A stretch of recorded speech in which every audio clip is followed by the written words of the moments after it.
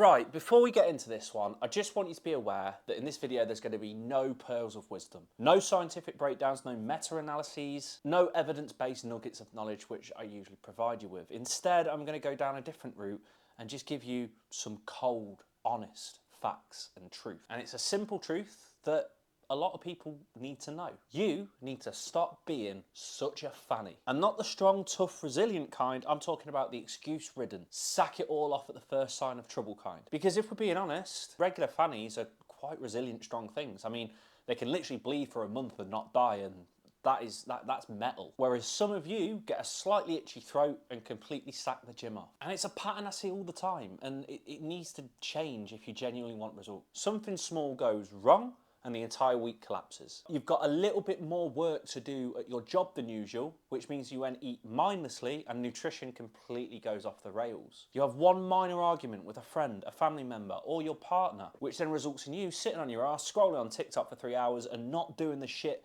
which will actually help improving your life and getting the results which you say that you desire. This is not the behaviour of somebody who wants results. This is the behaviour of somebody who likes the idea of getting results, provided the road is completely and consistently smooth. But unfortunately, life doesn't give us smooth roads, because if the roads were completely smooth, cars wouldn't be able to drive. It needs friction to move forward. Now listen, I'm a pretty compassionate guy at heart. When I coach people, I always try and put myself in their shoes. I never paint anybody with the same brush as somebody else, because I get it. Some people do have tough lives. Life is messy. People do have stressful jobs. They've got kids to look after, spouses to look after, families to look after. People go through illnesses, grief, and hard times all the time. So I completely get it. But the fitness industry at the moment is so damn soft. And it's a bit too soft for my own liking. Because everything these days is, oh, it's okay if you went off plan. Oh, it's fine if you didn't do anything this week. Don't worry about it. Your feelings are the only thing that matters. And while compassion, I agree, is incredibly important, at some point,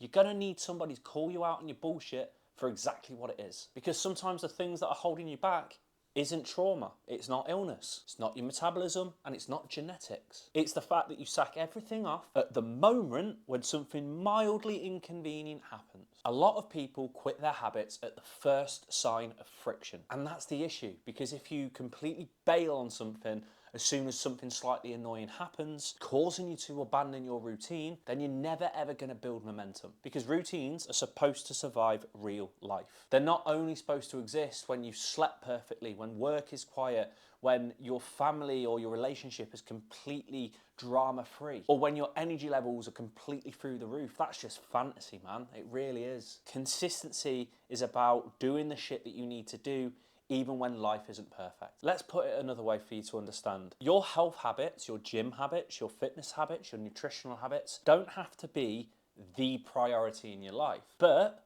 they've got to be a priority in your life. There's a huge difference. Think about brushing your teeth. You do that every single day. If you're ill, you'll brush your teeth. If you got into a family argument, you'll brush your teeth. If work's stressful, you'll still brush your teeth, because it's all habit. It's a part of your routine. You don't wake up one morning with a blocked nose and think, right, that's it, my oral hygiene's completely cancelled for the week. But people do that with their gym and their diet and their activity all the time, and that is where the problem lies. When my grandma passed away a couple of years ago, I went to a funeral. It was a tough day, family were together, you know, emotions were running high, all of that stuff, right? But 5 hours later, I was in the gym. Now, before anyone, you know, twists those words into something weird, I wasn't there smashing PBs out or progressing on everything or celebrating life. It was just a normal session and I was just going through the motions, but I still went, because my routine doesn't disappear as soon as life throws something different my way and something mildly difficult. Last year, I was, you know, pretty poorly for quite a week. My throat was on fire. It felt like there was razor blades down it. My nose was blocked. My head was sore. I was a bit of a mess. I was quite poorly. And all I wanted to do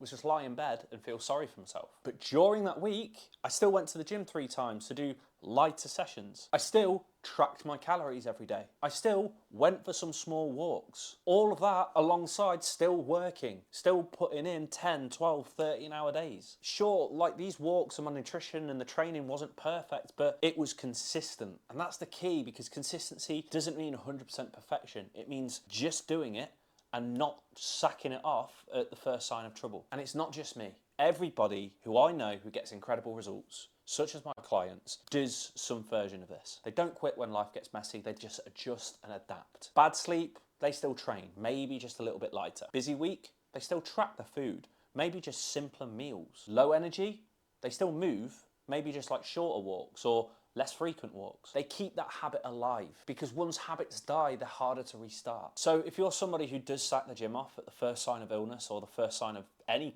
kind of difficulty, ignore your nutrition when life or work gets busy, and abandons your routine completely once life gets slightly annoying, then yeah, you're doing it wrong. And honestly, if nothing changes, then nothing's going to change. You don't need to be perfect. You don't need to prioritize fitness over all the other things in your life which mean something to you, such as family, such as friends, such as anything like that. But you do need to stop every minor inconvenience derail everything, because the people who get some outstanding results are just the people who keep going even when life wasn't ideal. So if this video felt like a little bit of a kick up the arse, then good. If you hate me now, even better, because sometimes that's exactly what people need, just a kick up the arse and a little bit of tough love. If you like this video and think that somebody else needs to hear this, then please make sure you like it, because YouTube algorithm likes to push videos that you like to other people who probably need similar advice to you. If you want to catch out any more future content, which is designed to help you get into the best shape of all time without any restricted dieting or sacrificing your social life,